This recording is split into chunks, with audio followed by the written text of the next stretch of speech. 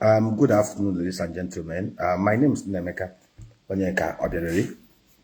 I want to humbly submit that you do not destroy and battle food insecurity and food inflation using propaganda and all manner of awareness. You battle food insecurity and food inflation through painstaking planning, strategy, development, and actions that match the strategies. I'll give you an example. Today, go to any part of Nigeria. All of a sudden, the tuber of yam that used to sell for 600 naira in 2022-2023 is now selling for 3,000, 4,000. Basically, what has affected it is because beyond the fact that other factors of production, prices have gone up, fuel, energy cost, transportation, logistic, input cost. There's also the issue of insecurity that have also dampened production. We all know and we all agree that the price of demand and supply plays a very important role in determining price of goods and services. Where there is so much supply of goods and services in excess of demand, price will practically and normally crash, and the reverse is the case. So now, and the most unfortunate thing is that Nigeria, over the last 60 years, have been engaged in seasonal farming. We've refused to adopt the best technology, the best mechanized, the best agro practices, just like it is done in other climes. I'll give you an example. I was just thinking aloud, and I was just discussing with my team on how best, because one of the things that people think, farming is not easy. For those who do not understand, agripreneurship is not easy. When you hear us talk about agriculture, people think it's like a gumbute. It's not a gumbute. If I tell you the kind of monies we've lost over the last 8 years, most of you will not even dare to enter into agriculture. But we didn't enter into agriculture because we are just going there to do a computer. We entered it because of that vision and that passionate desire to create value, to relive and recreate the Dr. Michael Leon Korokbara's vision of putting affordable food on the table of every citizen of the old Eastern Nigeria. So, firstly, we are driven by the passion, by the commitment to create value for mankind, to feed nations as God had commanded us to do. And that is why we are not in agriculture because we believe it is the fastest path to wealth. No, we are in because we believe that we have onerous duty, divine call to do this. And so, when you see us do this, we do it out of passion, out of deep commitment, out of reverence to God and value add to humanity. Now, I'll give you an example. And what was the discussion? In our agro parks, where we have land bank, in 2025, we have a target of doing 1 million to 1.2 million yam stands across 6 areas in the southeast.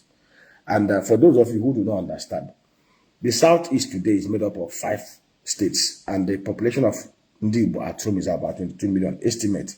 And based on the yam consumption per capita of about 84 kg, we anticipate that for us to be able to produce enough quantity of yam output to meet domestic demand in the southeast, we must do about 184 million tubers of yam. 184 million tubers of yam, minimum 10 kg and thereabout. And to do 184 million tubers of yam, we will need to cultivate 18,460 hectares of land, based on doing about 10,000 yam stand per hectare. And to be able to do this, we have 1,240 electoral wards in the southeast.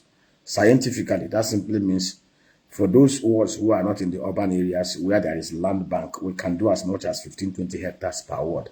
Now, for proactive governments, we are not asking government to bring money. Government cannot bring money. Government does not run business profitably or efficiently. Local government chairmen are there. They are the lowest today, grassroots. We expect government to provide policy and program direction. And what does that policy and program direction means? Mobilize communities, because the current agro practice is not working. We are doing peasant farming. Peasant farming cannot create wealth. Peasant farming cannot create food security. Peasant farming is seasonal. We are talking about 24/7, 365 days agro practices, 400-day cycle, 365-day cycle. Why not ask yourself this question? How come a place like Netherlands, practically 100% below sea level, they had to do almost about 1,400 kilometer shoreline protection to protect themselves from being carried by the ocean? Yet 1.9 million hectares of land mass, 17-18 million people in population. Yet annually they do over $1.8 billion pounds, billion euro export on agro export, and they do export of $6.8 billion annually. It's because they employ high-tech mechanized agro practices. They're not even among the best. This is actually topping it. And there's nothing they are doing that is skyrocket science that we cannot replicate in Nigeria and even do better. Thankfully, we have natural endowment, the right sunshine, the right rainfall. We have water tributaries that they don't even have. We don't even have snow. We're not even producing heaters to heat our greenhouses. So we have every natural endowment to do times 3, whatever they are doing. But the problem we have in Nigeria, we don't have policy program that guide. Insecurities everywhere. So even farmers are scared to go into a farmland. You are scared of the unknown gunmen that may come out to kidnap and they destroy industrial farmers. You're scared of the herdsmen that may kidnap and they use their cows to destroy your farm. But beyond that, like us in Sefapco, we are doing something very unique. We have 57 hectares land bank, fully fenced and gated, with security, with technology, with borehole, with irrigation kits in place. And so we are doing our own little, within our own little sphere. And we want to implore the 25 governors of the Southeast, the 95 local government chairmen, they have to come on board. We are not asking them to bring their FAC, their JAC or IGR. We are only asking them to provide policy, program, work to support what we are doing.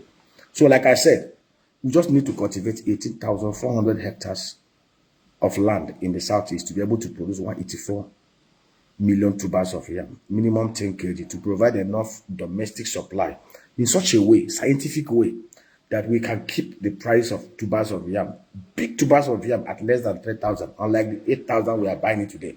We can replicate the same thing across sectors: tomato, pepper, cassava, gari, rice, everything. But the problem we have in Nigeria, we don't have thinking people. We don't have creative minds in place of power and authority to provide policy, program, strategic guidelines that will drive private sector participation, activation, and funding to create value. So this is a call, and I want to call on private individuals. If you have your gated land with borehole, let me tell you something that will shock you. I was just discussing with one of my friends, very well-to-do guy, and I said to him, if you decide today to go to your village and buy 100 hectares of land, buy it. If your land, your community is secure, buy 100 hectares of land. We will help you to mobilize your people. Put your people, just 100 hectares, get 100 of youths in your village to clear the place. We will come in, we will supply you with the hybrid Tenera palm plantation. We produce the plantation, we produce the nursery plants. We will give you on credit. You will pay us later from the harvest over a period of 3 years. We will show them how to intercrop things like maize, things like tomato, things, cash crops that can give them quick monies. If you develop that 100 hectares in your village with Tenera species, in 4 or 5 years, you'll be making not less. So just selling the fresh fruit bunch alone, you'll be making nothing less than 540 million every year for the next 70 years. You may live in Sri Lanka, you may live in Kuala Lumpur, you may live in Malaysia, you may in America, you may live in Canada. Go to your village. Even if it is 5, in my own village, I bought plenty. I massively purchased land. Just that insecurity came in, and most of the things we did that I had to abandon it. If your own community is safe, go there, buy plots of land. If you can be able to muster 100 hectares, call us. We will either do hybrid Tenera for you, we'll do moringa for you, we will do cocoa for you. We will supply you with the seedlings. All you just need to mobilize your people to clear the place, pay for the normal distance, mobilize them into cooperative, 100 of them. That 100 hectares, you will recover your money within 5 years. For the remaining 70 years, you will be making nothing less than 500, 550 million naira every year, just from 100 hectares of land. Doing cash crop, cocoa, Tenera palm plantation, cashew plantation, and every other thing that may come to mind. We will teach them how to intercrop it with cash crop, even yam in grow bags, potato, so that by the time the palm tree grows, you will have been earning money. You will empower people, you will create wealth. If we continue to wait for governments, if we continue to wait for I'm sorry to use the word, and I order politically. If we continue to wait for the political bandits and hoodlums from Abuja to our states, local government area, our people will continue to suffer poverty and penury. We just need to do whatever we can within our little sphere of influence to add value. Thank you for heeding to this clarion call. Self-Apco, we are feeding nations. Thank you and God bless. Thank you so much.